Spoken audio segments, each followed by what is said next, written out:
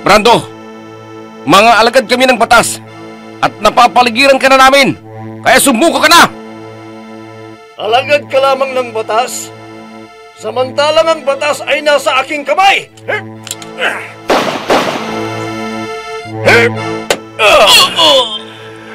Nagkamali ka ng binangga, kaya katapusan mo na ngayon! Cardo! Anong ginagawa mo dito, Sofia?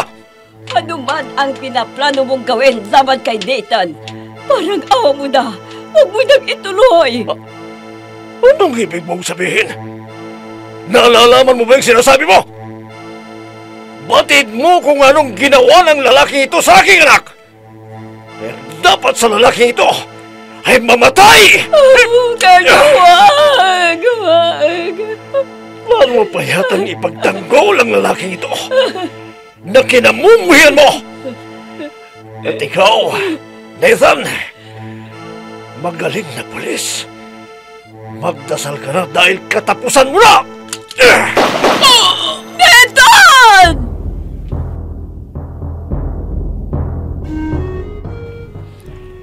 Batas sa aking kamay! Kwento ng paghiganti na bunsod na galit at pagkamuhi nang walang sapat na dahilan sa pagkakamali ng kahapon. Batas sa aking kamay! Mula sa panulat ni Andrea Solar at sa direksyon ni Jun Cabato. Batas sa aking kamay! Inihahandog sa inyo ng F3 Recording Studio para sa pambansang radyo ng Pilipinas, Bombo Radio Philippines.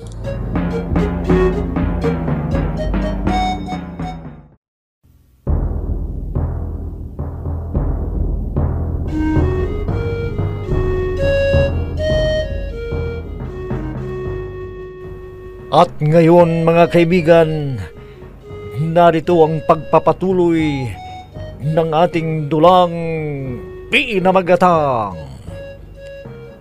Batas sa aking kamay!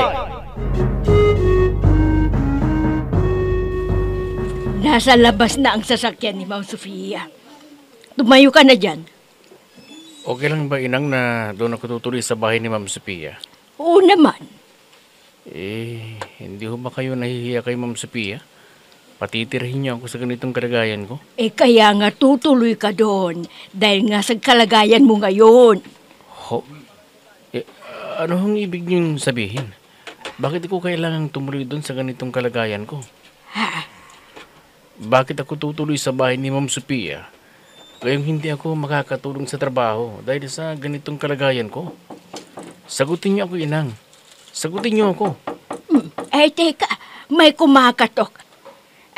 Alangan namang ang doktor yan o yung nurse. Bakit kailangan pang kumatok? Teka, baka si Mabel may nakalimutan. Nandyan na!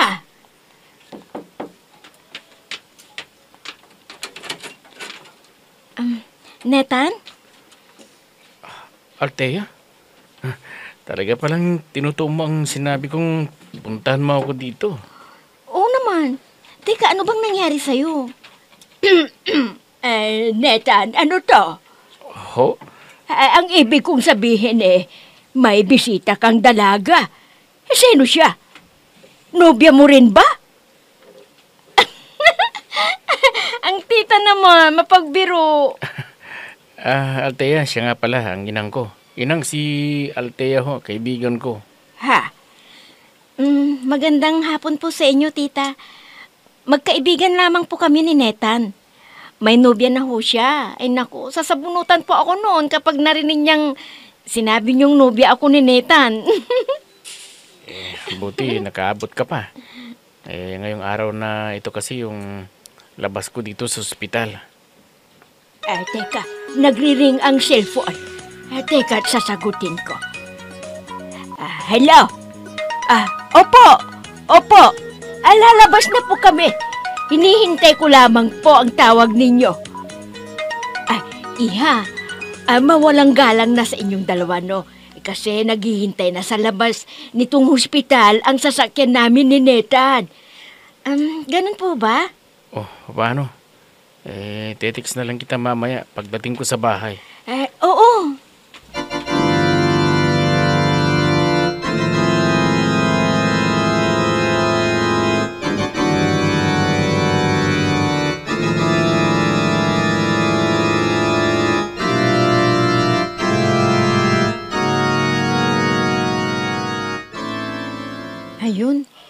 Ayun ang sinasakyan van ni na Netan. Mabait naman pala ang amo niya at ang inang niya.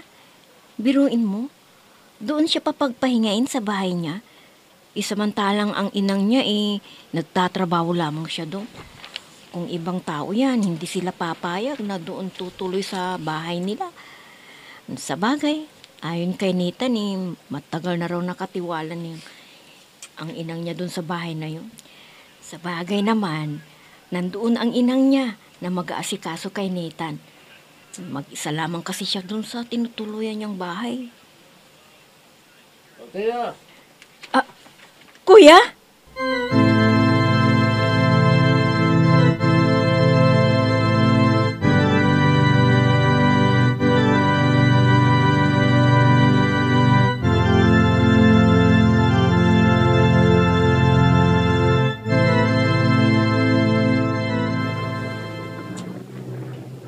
Inang, parang ayaw ko na yatang tumuloy. Ano? Nakasakay na nga tayo hindi ka pa rin tutuloy. Hindi ho ba kayo nahihiya? Hindi ho ba ako pa ang nagpilit na umalis sa bahay ni Ma'am Sophia? Tapos ngayon, nabaril ako. Sa kanya pa rin ako tutuloy. Bigyan niyo naman ako ng kahihiyan, Inang. Tumahimik ka nga dyan. At naririto na tayo. Halika na. Bagoy! Pakitulungan mo nga kami dito. Alalayan mo si Netan na bumaba para hindi bumuka ang tahi ng sugat niya.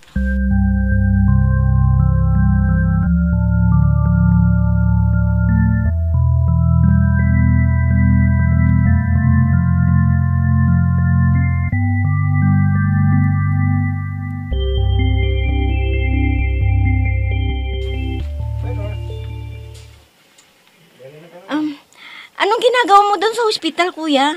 hindi ba't akong dapat na magtanong sa'yo? Anong ginawa mo ron sa ospital? May binisita lamang ako doon. Sino? Kaibigan ko nga. Sino nga? Manliligaw mo? Gawin ba ng matinong babae yung ginagawa mo? Na gumagala ka kahit saan? Sabihin mo kung sino yung binisita mo ron. Manliligaw mo ba? Sinabi ko bang maniligaw sa akin yun? Bakit ka nga nandoon? Anong dahilan? Sinabi ko bang may nanliligaw sa akin? Bakit ka nga nandoon? Sino nga?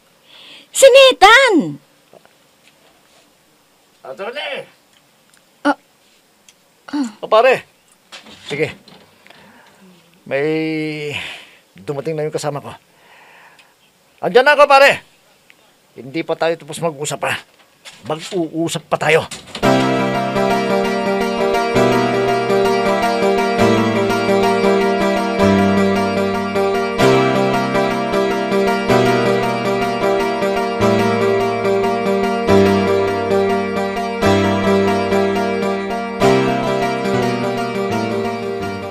Mabuti naman at naubos mo lahat ang binigay kong pagkain sa'yo. Hindi naman kasi ako nakakakain sa ospital Inang. Ang tabang ng luto nila doon. Siya nga po para Inang. Hindi ba't ito yung pinagkwartuhan ko? Oo. Naninibago ka ba? Pinapinturahan lamang ni Ma'am Sofia, kaya parang bago. Pinapinturahan niya pala para maging bago. Bakit dito niyo ako dinala? Saan ka pa sana magkukwarto? Saan pa di sa kwarto ninyo? Dati naman akong natutulog minsan sa kwarto niyo, ha? Hindi ka na pwedeng matulog dun sa kwarto ko dahil naruroon na si Vanje na tagaluto. Isa pa, ano pag irereklamo mo dati mo namang kwarto to? Di mas lalong nakakahiya. Susumbatan na pa ako ni Ma'am Sophia nito eh. Sasabihin pang lakas-lakas ng loob kong umalis dito. Dito rin pala ang bagsak ko. Ano ba kasi yung pinag-iisip mo? Wala ngang sinasabi si Ma'am Sofia, kung ano-ano naman yung nilalagay mo sa isipan mo. Ang mabuti pa, matulog ka na.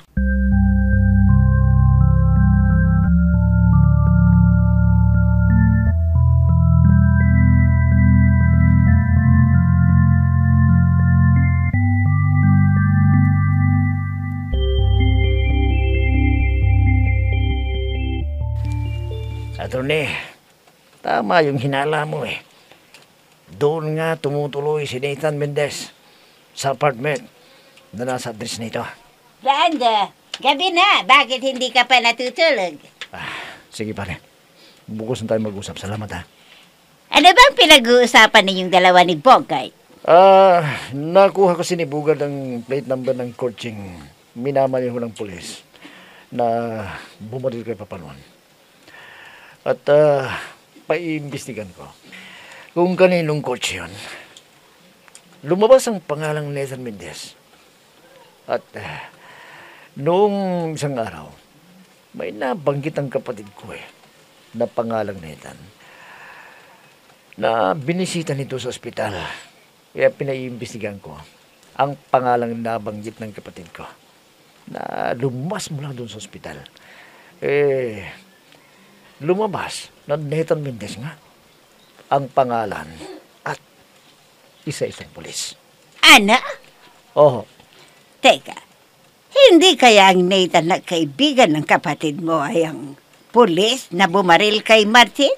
Yan ang nga ho ang hinala ko Kahit kinuha ko ang address na nasa ospital.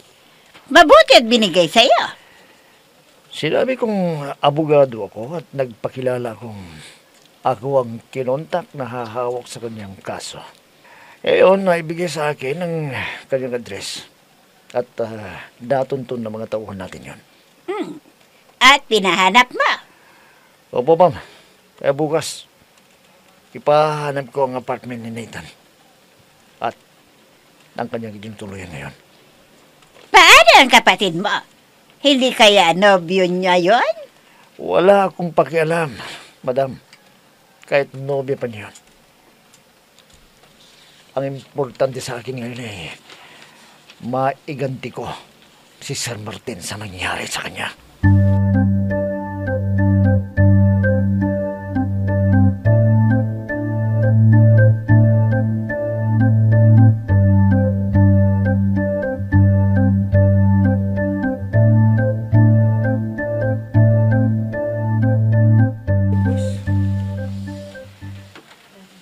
Ito na nga ang address na binigay sa akin ito, Mal. Oo nga. Ayun na nga ang numero ng apartment. 458. Anong gagawin natin dito, boss? Ano pa? Di papasukin ko at tatadtarin ko ng balang katawan ng hayop na yan. Kaya listo kayo. Pero, boss, kabilin-bilinan ni Ma'am Marita na hindi ikaw ang papatay dahil sa nalalapit na eleksyon. Wala namang nakakaalam kundi tayo-tayo lang naman At isa pa, para ko na rin ama si Sir Martin. Dahil siya ang tumulong sa akin para marating ko ang kinatatayuan ko ngayon. Kaya ako dapat ang papatay sa pulis na bumaril sa kanya. Ako na lamang ang aakyat sa apartment na yan, attorney. Mukhang tama nga naman ang payo ni Ma'am Marita. Baka may nakatagong CCTV camera dyan sa bahay na yan at mamukhaan ka pa. Sa bagay may katwiran ka dyan. Kaya ako na lamang. Sabihin mo lang sa akin kung ano ang gagawin ko, boss. Okay. Ganitong gawin mo. Kumatok ka muna. Kapag pinagbuksan ka, barilin mo agad. At kapag hindi ka pinagbuksan, barilin mo ang siradora ng pintuan. At paulanan mo ng bala ang katawan ng pulis na yon. Maliwanag ba? Maliwanag na maliwanag. Attorney, o sige na. Akitin mo ng apartment na yan. At paulanan mo ng bala ang katawan ng pulis na yan.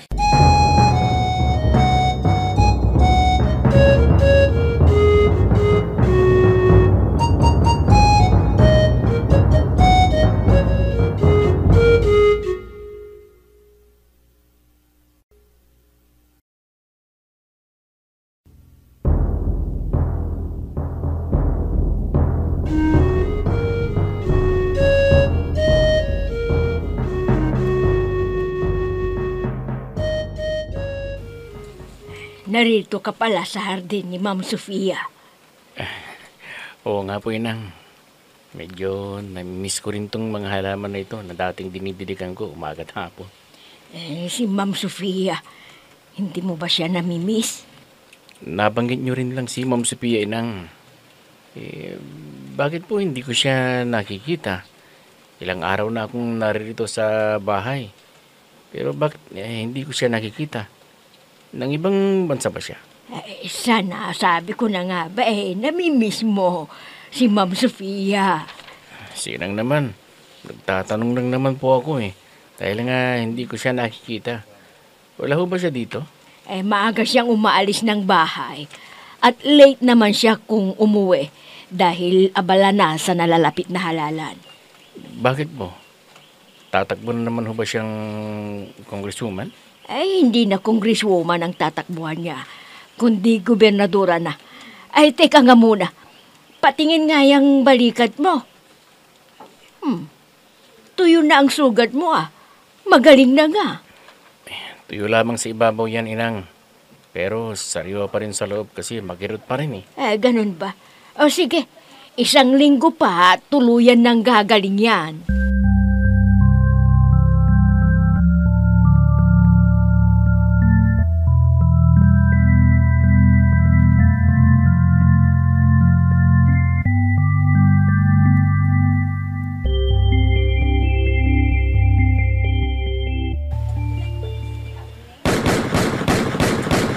Bogart! Halika na. May paparating ng mga tao. Halika na! Rosco, abante! Tayo na!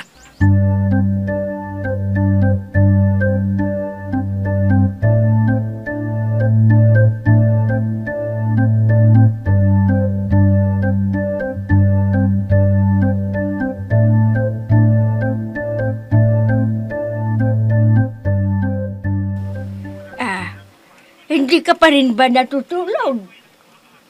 Neta, ano ka ba? Cellphone ka ng cellphone dyan.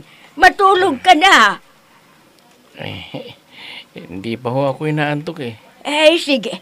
Patayin mo na yung TV kung papasok ka na sa kwarto mo. At isara mo na ang pintuan. Huwag ka nang mag-cellphone. Opo, Inang. Pansamantala naming puputulin ang programang ito para bigyang daan ang pinakasariwang balita. Isang apartment ang nilooban ng mga masasamang loob at pinagbabaril ang kwarto. Ayon sa may-ari ng apartment, ay hindi naman pagnanakaw ang motibo ng mga kriminal dahil wala naman daw nawawalang pera o gamit. Napag-alaman ng may-ari ng apartment na Nathan Mendez ang kasalukuyang tenant sa nasabing apartment. Nathan, ano ba yung ibinabalita at para yatang nabanggit ang pangalan mo? Inang, tignan ninyo. Ang apartment ko, ang tinutukoy sa balita. Niluban at pinaulan na ng bala. Ayon pa rin sa may-ari ng apartment, ay mabuti na lamang daw at wala ang tenant. Inang, narinig ko ninyo ang sinabi ng reporter. Ako ang tinutukoy ng reporter na tenant ng apartment na pinagbabaril nila. Ano?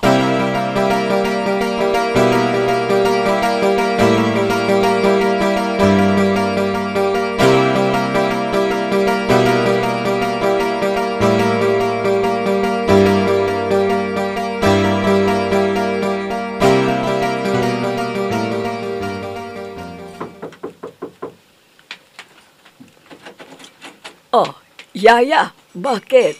May problema ba? Ma'am Sofia, napanood mo ba yung balita kanina lamang? Balita? Na ano? Nilooban at pinagbabaril lang hindi pa nakikilalang tao ang apartment ni Netan. Ano?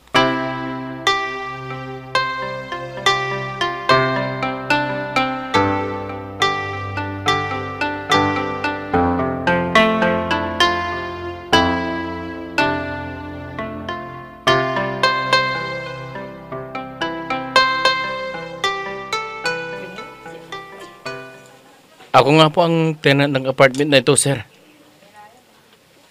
May suspect ka ba sa panunog nitong apartment mo? Wala ho, sir. Wala akong personal na kaaway. Kung ganon, isa lamang ibig sabihin nito, Nathan. Nakilala ka ng grupo na kinalaban mo. Ho? Ang totoo niyan, nito lamang aktibo ka na sa serbisyo nagkaroon ng mga operasyon. Kaya ikaw ang nambulabog sa kanila. Kaya ikinagagalit nila sa iyo. Kaya mag-ingat ka.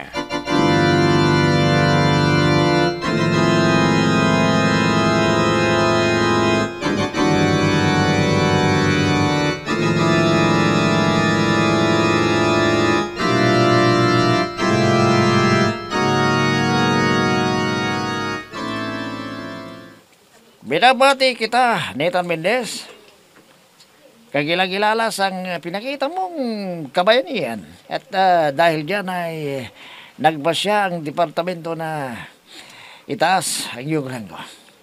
Sir? Dahil sa iyong ipinamalas na katapangan ay ikaw ay tinatalaga ngayon bilang hepe ng pulisya. Ho?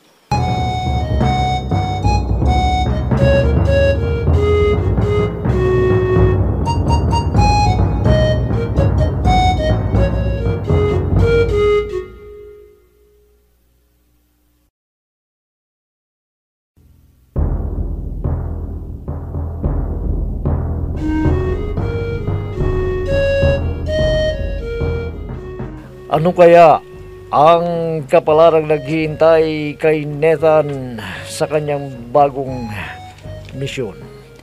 Mga kaibigan, huwag ninyong kaligtaang subaybayan ang pagpapatuloy ng ating dulang pinamagatang Batas sa Aking Kamay! Mga nagbibigay buhay, sina Amid Diaz, Mayra Abrihal Narnola, Eva Alcoreza, June Cabato, Robert D. Guzman, Oscar Ora. Mula sa panulat ni Andrea Solar at sa direksyon ni June Cabato. Technical supervision at sa musika ni Oscar Ora. Batas sa Aking Kamay! Inihahandog sa inyo ng F3 Recording Studio para sa pambansang radyo ng Pilipinas, Bombo Radio Philippines.